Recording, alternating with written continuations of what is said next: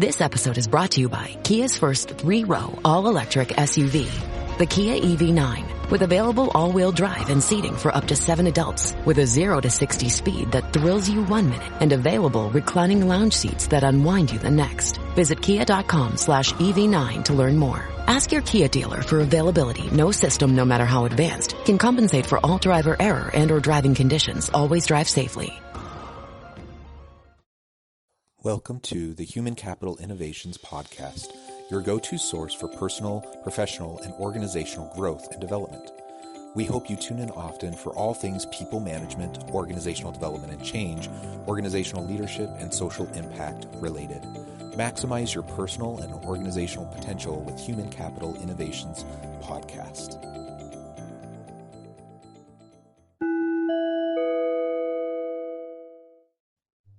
Welcome to the Human Capital Innovations Podcast. In this HCI podcast episode, I talk with Dr. Eric Russell, HCI Research Associate, about humility, servant leadership, and effective and successful organizational leadership.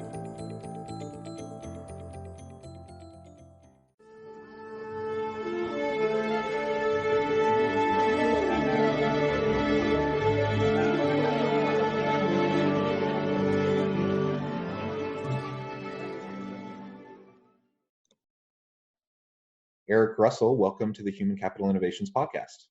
Thanks. Good to be here. Eric, you and I go way back. It's been fun working with you in a variety of capacities over the last decade, and I've really enjoyed your contributions to the podcast to date. You shared several of your own insights in shorter episodes, and it's fun to have the opportunity this week to sit down and have a discussion with you on a topic that I know is near and dear to both of our hearts as we talk about the role of humility and leadership and leading people in organizations. Before we get started, though, I want to make sure that everyone has a chance to get to know you a little bit. Eric is a professor of emergency services at Utah Valley University. He's a research associate at Human Capital Innovations. Eric, anything you would like to share with the listeners? Probably about the work that I do with servant leadership, the writing and the research. A lot of it is so grounded in humility, and I think it's a big deal. I'm excited that, we're going to be talking about that today, and just the role that humility plays in leadership, as well as in the leader-follower relationship as well. So I'm excited to start bringing it to life in this format. I think HCI is a great way to do it. And we know a lot about it. We've dialogued about it. We've definitely been humbled in our careers, and we know the role that it plays. Yeah. And I should share with the listeners too. Eric and I both strongly believe in servant leadership. We're both members of the Greenleaf Center of servant leadership. And that framework provides the guiding principles for how we think about leadership generally. But a core piece of that is humility, and which is counterintuitive to a lot of leaders, a lot of the style of a lot of leaders. And so over the years, we have talked about this a lot. We've presented together at conferences on this, these types of topics. And it's something, even when we're just commiserating and kind of mumbling and grumbling about, what we're seeing in the world or seeing at our, organization, our institution in terms of what leaders are doing, it often comes back to this topic. So it's a super important one. And I hope that everyone will carefully consider their own leadership style and approach and how humility may or may not fit into it, but also think about how it fits into their own organization, where they work, the people they report to, and if there's any opportunities for improvement in either of those situations. That's good. Yeah, well, as we start things off today, Eric, do you want to just provide a brief kind of introduction and overview to servant leadership generally? And then we can start to dig into humility more specifically. Yeah, absolutely. So the philosophy of servant leadership turned 50 this year. came from Robert Greenleaf, who penned the essay, The Servant as Leader. And he started the Center of Ethics in Indianapolis, which then became the Greenleaf Center for Servant Leadership. Several years ago, it moved down to Atlanta, and now its permanent home is at Seton Hall University. But that's where like all of his archived papers are, and everything's there. That's where the center will remain now. It wanted to have an academic home. But Greenleaf was a very successful, very popular manager with AT&T and management executive trainer. He was who people like. He was friends with Franklin Covey and Peter Drucker and all those people. They bantered back and forth a lot, and sometimes they would just sit in quiet because Greenleaf was a Quaker. But they would spend time with him because his entire philosophy of leadership was completely different. Like you said, the issue with leadership, it's that great man theory. And we've dispelled this in research and business and leadership research and management research and writings. We've dispelled it over the years. Like, it's not true. You're not born a leader. That it's just a pile of crap. But it just seems to be the easiest thing to grab onto. Is this leader is this predominantly male, large, this natural born leader that's up there on the hill, some John Wayne character. And Greenleaf looked at a lot of this stuff and was like, well, the organization's a toxic. And so he was like, there's got to be a better way. And because he studied Eastern philosophy and he was a Quaker, and he just realized that there was a better way of leading people. And from reading Hermann Hesse, The Journey to the East and stuff like that, he had the vision of servant leadership, and then he put it down, and it's grown like wildfire. It's probably the most sought after leadership philosophy that's out there. And it's because after a while, you just realize that you can't become a transformational leader. You can't become an LMX leader or a situational leader, but you can be a servant leader. Servant leadership is about being. And in order to change the culture and change the organizations to be places where people aren't, fleeing for their lives, you have to have a place where the leader, it's part of their being, it's part of who they are. And so it's just taken off. Yeah, it's a very popular theory, but it's on both ends. It's popular by those who adhere to the philosophy, like you and I, but it's also a popular punching bag by others who just think it's nonsense. It's fluffy nonsense. Yeah. And more so than any other leadership theory that I really am aware of, like there, transformational or situational leadership, people say, yeah, that makes sense, or I see how that applies to the situation. It seems like people either love or hate servant leadership. And I think the reason why people hate it is because it's just so contradictory to their own style. If it's completely antithetical to who they are as people and as leaders, then I understand why they would, call it nonsense. But there's so much research to support the idea of how to create a healthy and dynamic, innovative organization. And you don't do that through autocratic leadership, right? And so you need people that have a level of intellectual humility about them, who are willing to seek input from others, like genuinely seek input and implement input from others into their decision making. And that's just not that alpha male type of model of leadership that was very dominant even a few decades ago. Right. So I say in a lot of the work that we do, and I've published stuff on this, like servant leadership cycle of benefit. We did research about the personal benefits to being a servant leader. My biggest critique of servant leadership is those of us that write and speak on this stuff, because a lot of the writings leave it as that ice cream for breakfast. It just does. It leaves it at the top. There's way too much religiosity that's attached to it. The way that you read it, it talks about second place finishing, and none of it's true. But in order to have that poetic, philosophical way of speaking and writing, you come up with this stuff, but it's just not true. A servant leader is a nightmare to work for, because a servant leader is going to hold you to standards that you didn't think that you could ever reach, because the servant leader is committed to the growth of the individual. You think of the three pragmatic questions that Greenleaf asked. Well, one of them is, do your people grow? Well, your people don't grow if you allow them to just lay on the couch and eat cupcakes. Your people grow because you push them. Your people grow because you hold them to standards that they can be better tomorrow than they were yesterday. But servant leadership literature, a lot of times, and again, it's beautiful to read, but in an alpha culture, the world that I come from, the world that I write to a lot, the reason I get pushback is because it is an alpha culture. And they're like, what is this? It's fluffy. But when you really get down into the heart of what it means, and then you extrapolate the characteristics, the constructs, the attributes, like humility, like we're going to talk about, it starts to make sense. And they're like, oh, okay, I get it.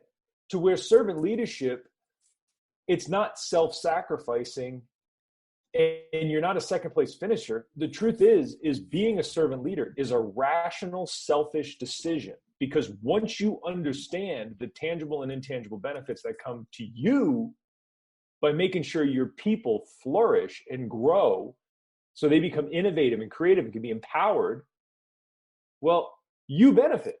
You make more money. And when we look at the corporations that are out there, I mean, you look no further than Alphabet stock. Look no further than Google.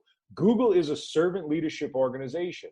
They take care of everything from your dry cleaning to your children's daycare, you name it. They pick you up in a limo bus and they pay you a ton of money. Like Google understood, if we can take care of those first 4 steps in the hierarchy of needs, it's going to be quicker for you to self-actualize. And as soon as you self-actualize, you start creating apps and our stock goes over $1,000. Yeah, well, and I think of like companies like Google or Twitter or Qualtrics, some of these tech companies that have already announced. Yeah. Yep. They've already announced that coming out of this COVID pandemic, they're allowing people to continue to work from home. Yep. At least through the end of the year, if not for forever. Yep. And what that demonstrates to me is not only do they trust their people and they recognize the value of the technology that can be utilized so people can work, effectively remotely, but it's inherently a people-centric organization when they take that approach, as opposed to other organizations that are trying to get their people back into the workplace as soon as possible, because they don't trust them, because they just assume that people are sitting at home not doing anything. And it's a completely different mentality to how we approach our people. And I agree with you. I see companies like Google they're an employee-centric organization because they know a people-centric approach in the workplace leads to a people-centric approach out of the workplace, which means better products and services for consumers, which means more sales, more profits, everyone benefits, right? Yep, absolutely. And when you understand that, you dominate. I love Conley's book, Peak, where you see how you get people to the peak where they can perform at that high level of creativity and innovation and all of that kind of stuff. Well, if you look at who's successful right now and you look at what companies are just continuing to blow up, it's companies that have adopted that philosophy. But you have to, at the heart of what Greenleaf was saying is when you meet the needs of your people, they can flourish. And it's also one of the reasons why these companies pay so well compared to other businesses. If your people are getting off shift at your place from their full-time job and they got to go work a second shift at a local Stop and Rob just to keep the lights on, you're not getting the best of those people. They're not continuing to go to school. They're not growing. They're not spending time in meditation and thought and coming up with new ideas to go into the office tomorrow or get on a Zoom meeting and be like, hey, I just came up with this. We can turn this into something. This is going to make a lot of money. It's like, no, I'm exhausted. I have 2 kids and I can barely keep my head above water. Tech, for some reason, understands it. Tech gets it better than just about any industry that I've ever dealt with, and dealing with tech leaders is different than dealing with, say, financial leaders when I've worked with some people that have worked in finance and coached them. They don't understand that when your people are inventive and they're creative and they're also, they feel free to go out there and take risks because they know you got their back. And their risk would never have like malice behind it, but they're going to take risk and they're going to take chances. You just see these companies get better and better and better. Whereas other organizations that don't do it, they circle the drain. The stock goes down or whatever, and they're miserable companies to work for. Yeah. I wrote a recent article on the cost of toxic leadership. You may be familiar with the total cost of assholes and the no asshole rule. So that's what I was referring to. And the bottom line is it's incredibly costly to organizations, but it's kind of the typical model, right? Uh-huh.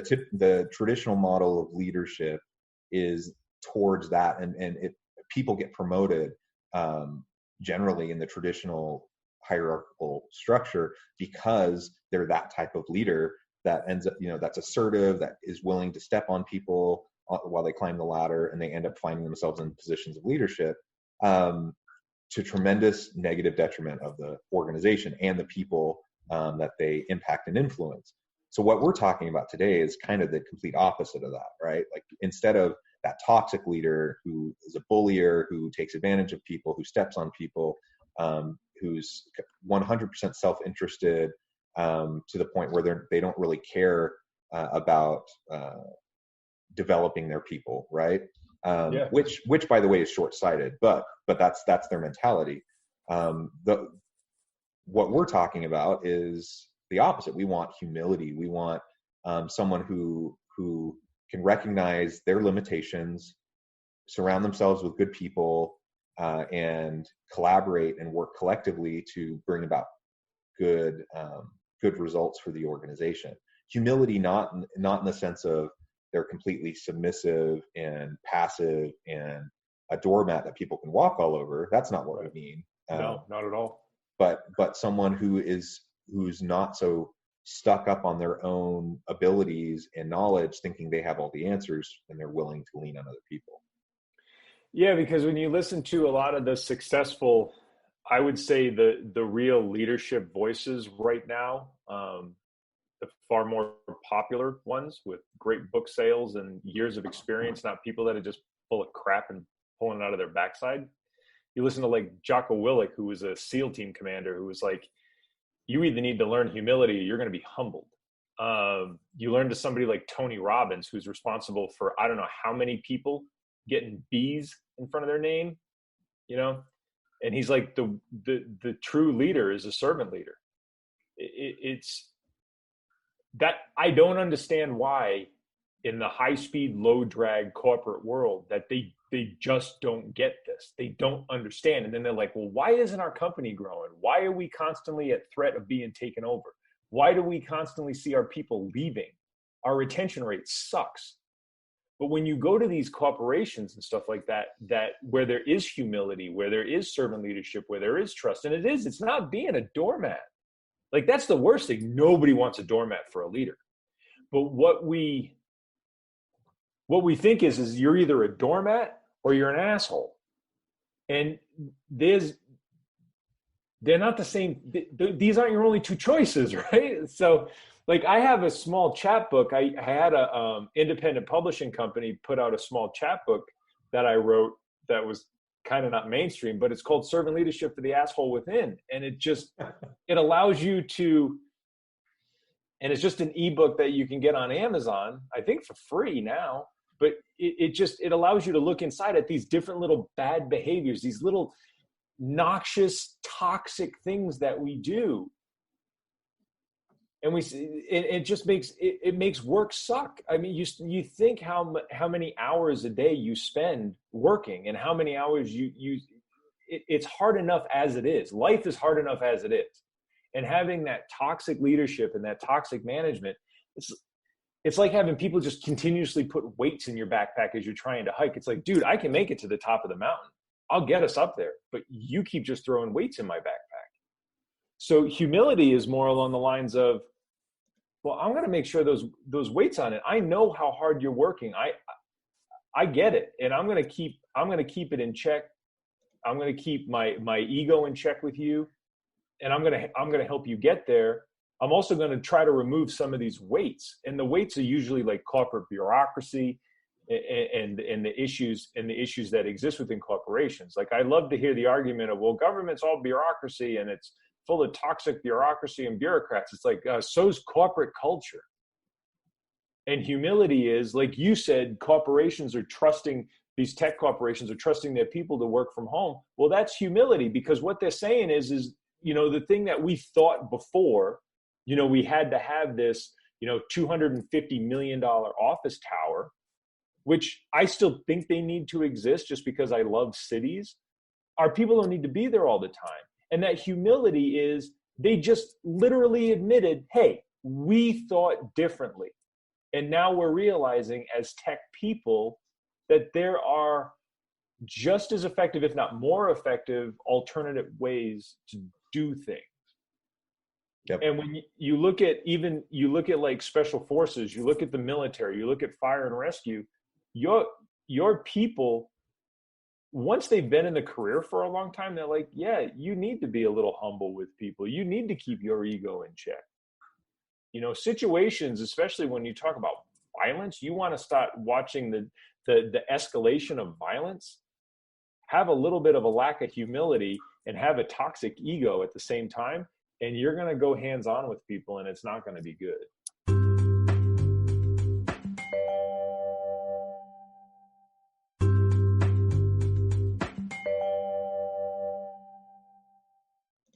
So, and I agree with all of that.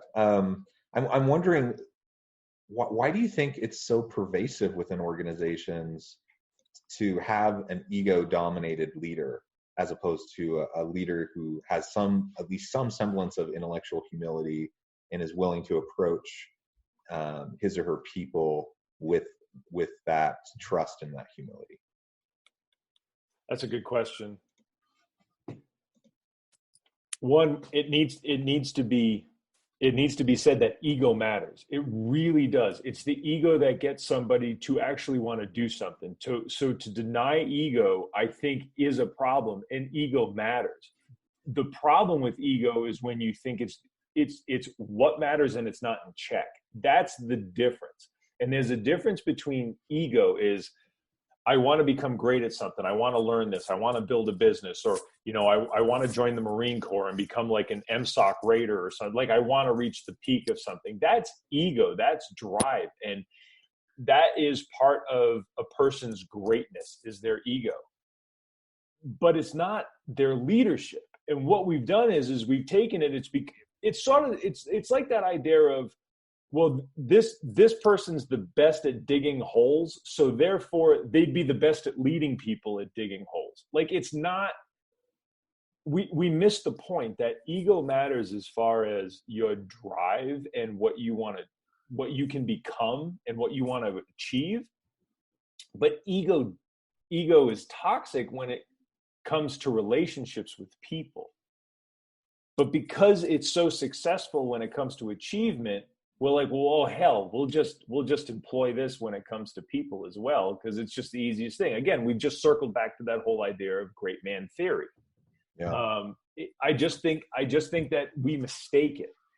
I also think that in some circles and in some leadership circles, we play down the role of ego. But I do believe Rand was right. I do. I believe that ego matters. I believe that ego is the driving factor for you to want to be greater than where you are today.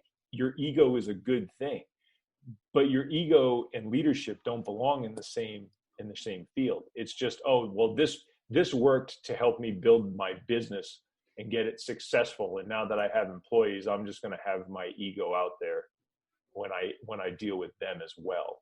And so sometimes we mistake ego for arrogance too. And arrogance sucks. I like cocky. I really do. I come from a world where if you're mousy or meek, you are not making me comfortable right now. So I need a little bit of cocky, and I need a lot of confidence. But arrogance just doesn't fit. It doesn't work. And arrogance and ego, those things, when they're brought into the leadership realm and how you interact with people, humility can't even exist at that point, because it keeps you from saying, you know what, I was wrong, or I screwed up, or your idea is way better. We're going to run with your plan instead of mine. And giving them full credit for their idea, right? Oh, absolutely. Like if you are a leader and you're the one, and I watched this. I watched a command level chief get all of these awards one time, and I watched his team that was specifically assigned it was his people. They all sat there and watched it. And my thing is, if you're the leader getting all of these accolades and all of these awards, and your people are sitting there watching you, that you screwed up. You know, it is about making it about them, because you're winning. You're getting paid the most money. You have the say. If you want to make a tea time, you can, and your people aren't like, what a jerk, he's going golfing. No, because they know you love their success. You champion their success. You reward their success. You don't have to be the one that everybody else is saying, you did such a good job at being a leader. If you're getting all of these compliments and accolades as a leader, and your people are watching you get them, nope. Yeah, it reminds me of a Korean proverb. I lived for several years in South Korea, so I love the language. I love the people and the culture, and I learned a lot of these proverbs. A lot of them based on Buddhist or Confucius teachings. This particular one that's always stuck with me is Chulam Jie, which means bluer than indigo. So we think of indigo as the bluest of blues. And within the Asian culture, the teacher is indigo. The teacher is indigo, and their sole purpose is to help everyone around them to develop into something that is bluer than indigo, something that's greater than themselves. And Absolutely. so that's the philosophy I try to bring into my teaching and into my leadership, that the mark of a truly successful teacher or a truly successful leader is that all the people I help strengthen and benefit everyone around me, that everyone around me develops and becomes greater than I could ever be, right? Not just collectively, but like individually, like they are all very successful people. That's the mark of a great leader. That's the mark of a great teacher. You know, and I've been modestly successful in my life. The true mark of my success in the long run, I would see as how many of my students have found great success in their professional lives and in their personal lives. How many of the organizations that I've worked with and the leaders I've worked with have found success, and how many of the people that I lead have expanded their potential because of how I've supported them. Absolutely. That is the measurement. You want to be able to have a lot of pride as you see how successful your people become. I think all of my people are officers now. They've all been successful. They're successful in life. They're successful in their relationships. They're successful professionally. They have these, you know, I don't know, they're just doing, and they say that, you know, that's like the best compliment is like, you taught me this or you changed that. But I also got checked too. I had some of my favorite people after a couple of drinks when everybody's loosened up go, you know what? There were times you were a nightmare. And that was one of the things that servant leadership did for me, because I really didn't get into the philosophy until after I retired. And servant leadership became a mirror. It became a mirror for how good I could be, and it became a mirror of how good other leaders were, and it also became a mirror for me of there were times that I was a nightmare, and I was a nasty officer because I lacked compassion. I lacked the concept of humility, and I had to learn that. And it was one of my good friends now, but was also one of my young assignments, was like, you there were times you were a nightmare to work for. And looking back on that, I was. And I don't want people to be that way. I want them to learn from the mistakes that I made. I'm not saying that I was this like abusive monster, but there was an old saying that I had more words than you did tears. I could take a coffee break and come back and continue to chew your ass. And that just wasn't a good way to be. It wasn't a healthy way to be. You know, I got these people working for me that are literally going to put their lives on the line. And they do constantly with me. Yeah. And I just wasn't good to them. And being, not all the time, just every once in a while it was. And I recognize that. I recognize that my ego, my arrogance, I was lacking of humility. I wasn't being that indigo teacher. I love that. And I always was like, well, I want my people to be better than I am. I want them to be stronger than I am. I want them to achieve more than I have. And professionally, a lot of them have. It's the way to be, you know. And if you want to find happiness, like Adam Smith said, sometimes you just find happiness in the success of others. Yeah. I think about, you know, the question earlier, why is this so prevalent of a problem within organizations, the arrogance of leaders and the lack of humility? And I mean, some of it's just inertia. It's just the way organizations have traditionally been. It's hard to change that culture. Some of it, and just the mindset of both the leader and the follower, the employee. A lot of employees think that's successful leadership. That's all they've known, and so they kind of expect that from their leaders. But I think a lot of it also comes back to the sycophant syndrome, and the bootlickers and the suck ups. Every leader tends to attract those types of people, and some leaders thrive on that type of person. And so I think whether you're an arrogant leader who drinks the Kool-Aid and actually believes you're the greatest thing since sliced bread, or if you actually have more humility, those types of people are going to flock towards you, and you have to find a way to keep yourself in check, and you have to find a way to make sure that you're connected to reality and you're connected to the actual truth of your behavior and the implications of what you're doing as a leader. Because if you're surrounded by yes men, they're just going to tell you everything you're doing is great and all your ideas are great, and that's going to feed into your ego, into your arrogance. And a lot of leaders do surround themselves with those people on purpose, because they're insecure and they need to feel that validation on a regular basis. Thoughts on that? Yeah, because it feels good, right? I had a friend of mine once.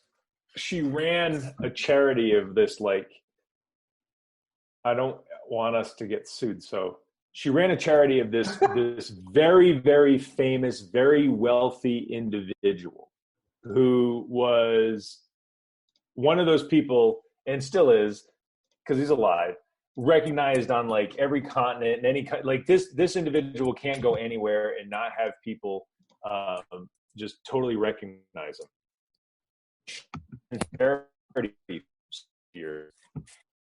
The thing she said to me, because I was like, well, what was it like being around him? And she's like, it was like being around a God. And I was like, what? And she said, it was like being around a God because everybody who's around him treats him like a deity. And what happens with a lot of people who are leaders is they get treated like gods.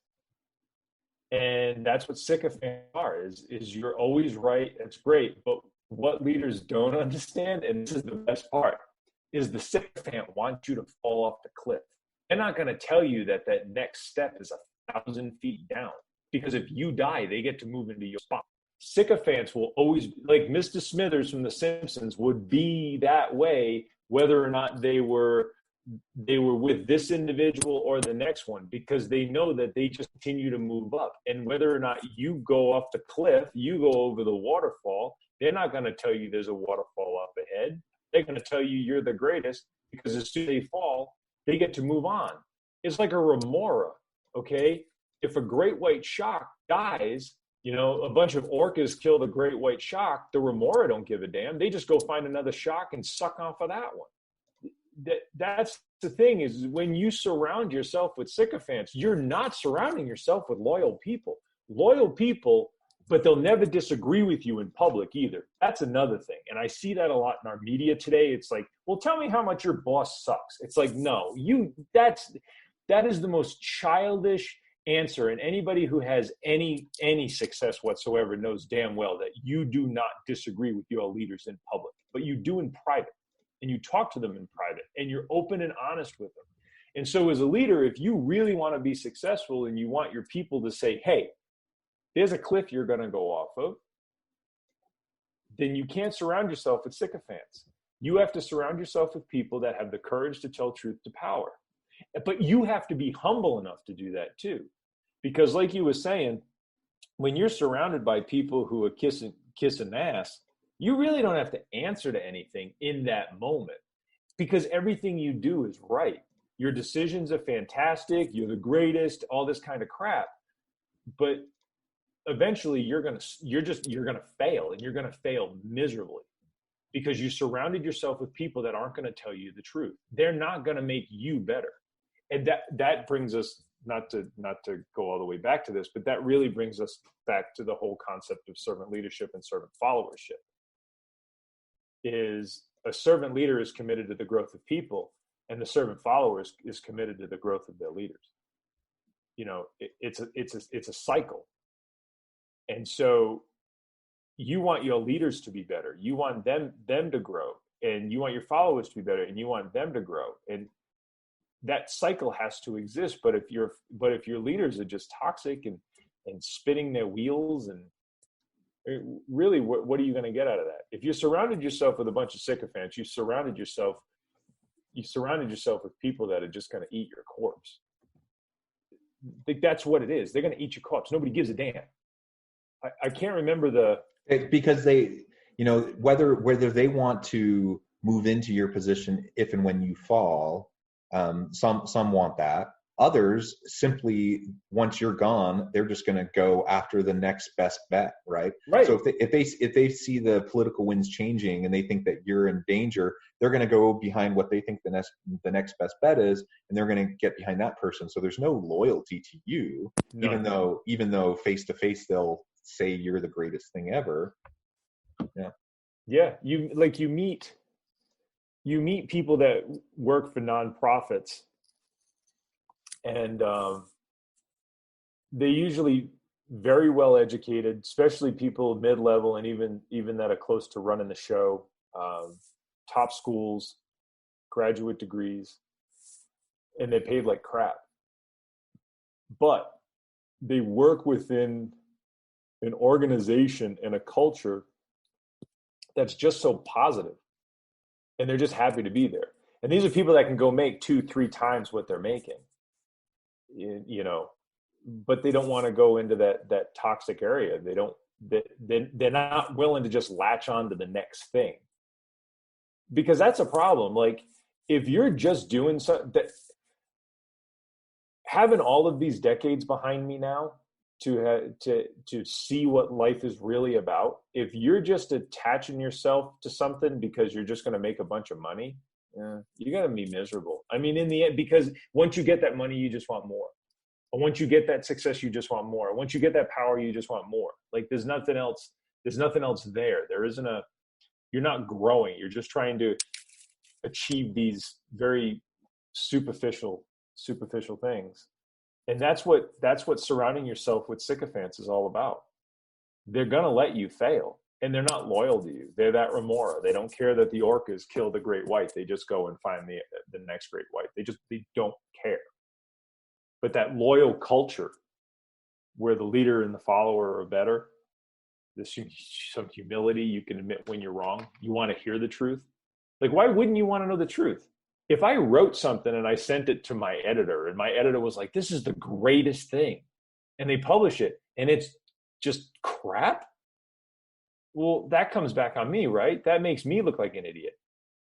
But my editor gets to put a book out there, and they get to sell it to all these libraries and everything, and they make a ton of money. Absolutely. Well, I think that you said it well as you were kind of pulling that all together. I know we're about out of time. Perhaps we can finish things off for today. I mean, this is a discussion that could go on and on and on, and we've really only scratched the surface in terms of talking about the role of humility as it connects with servant leadership and how it can manifest itself within organizations. Any final thoughts, any final word on the role of humility? And then we can continue this discussion soon. Yeah. So just a couple things with Greenleaf, when he said the ability to accept gratefully, the ability to accept generously, when somebody gives you a compliment and it's a genuine compliment and you just kind of just check it off because it makes us uncomfortable, or I think that always sticks in my head, is be able to accept generously. And the other thing is just study a little Stoicism. Study a little Epictetus. Read the Enchiridion. It's free. You can download it. It's online. Just learn a little bit of Stoicism. Learn the humility and learn the courage and learn the wisdom. It's the AA prayer that for Alcoholics Anonymous. God grant me the serenity to accept the things I cannot change, the courage to change the things that I can, and the wisdom to know the difference. That's humility. Surround yourself with people that are better than you. That's humility. Yep. Don't try to be the best. Don't try to be the best B player. When you want to have an A game, surround yourself with people that are A game players and that are going to push you. And that humility will get you a long way. And when you recruit people in, recruit people who are better than you. Recruit people that have strengths that you don't, that can complement you. Well, and maybe that's a great way to end this. I love that idea. And as you were saying that, it just reminded me that humility is not weak. It's not being insecure. It's not submissive. In fact, it's quite the opposite. Someone who's humble, who's a leader, has a heightened sense of confidence. They're incredibly secure with themselves, because it's the insecure leader who doesn't want to surround themselves with people who are better than them, or they don't want to invest in their people to help them become better than them because they're worried about their power, right? But the secure leader can trust. They can exercise humility. They can seek out the best input. They can surround themselves with the best people, and they can support their people and help their people grow. That is strength. That is confidence, right? I think that's what it comes down to. I agree. Well said. All right. Well, Eric, it has been an absolute pleasure to talk with you. I hope we can do this often, because it's always fun chatting about these types of topics. I encourage listeners to check out Eric. Eric's not a social media guy, so you can't find him on LinkedIn. But he has a profile, a professional profile at the UVU website. You can look him up there, reach out to him. You can connect with him through the HCI website as well. Thank you, Eric. I hope you and your wife stay healthy and safe, and that you have a great rest of your week. Same to you. Great talking to you. Bye.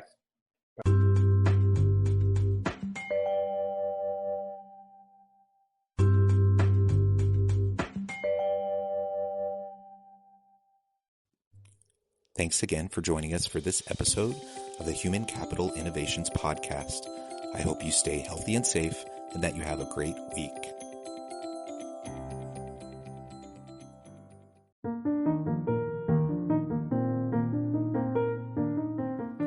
Check out our new weekly LinkedIn newsletter, Alchemizing Human Capital, exploring industry trends via original research and interviews with executives and thought leaders from across the globe.